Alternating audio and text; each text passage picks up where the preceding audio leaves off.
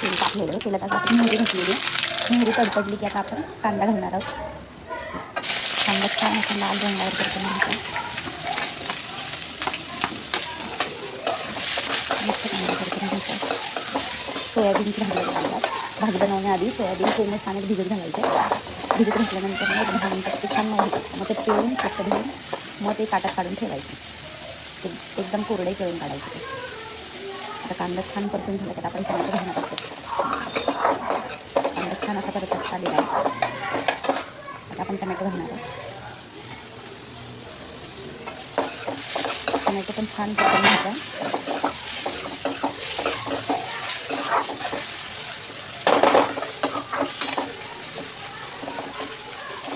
Tomato मस्त शिजवून घेतला की तो कचकच करत नाही.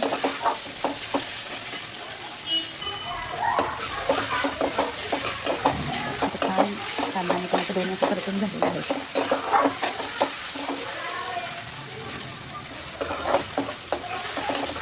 जेवढा कांदा आणि टोमॅटो पण छान परतून तेवढी भाजी सुंदर आणि छान चवीला छान लागते.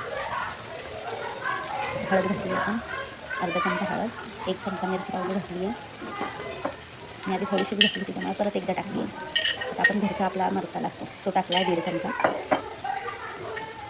चवीपुरता मीठ घातलेलं आहे. सगळे मसाले एकत्र मस्त कांदा सगळं एकजीव करून परतायचं. छान असं परतून घातलं की मग ते सोयाबीन आपण घालतो. सगळे मसाल्याचे पीस असे परतून झालेले आहेत. आपण सोयाबीन घालूया.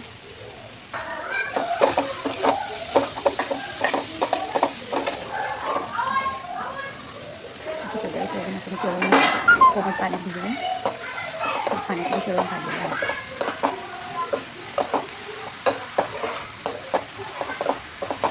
सोयाबीन छान घ्यायचं. छान टोमॅटो पूर्ण जे आपण मिश्रण बनवलेलं ते पूर्ण लागलेलं आहे.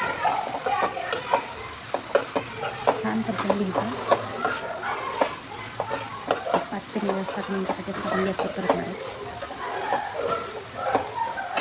सगळे मसाले आपले सोयाबीनच्या आतमध्ये पर्यंत जातो. नंतर छान अशी चालते. 1-2 मिनिटासाठी आता आपण वाफ काढणार आहोत. ती आपली सोयाबीनची रेसिपी रेडी झालेली आहे.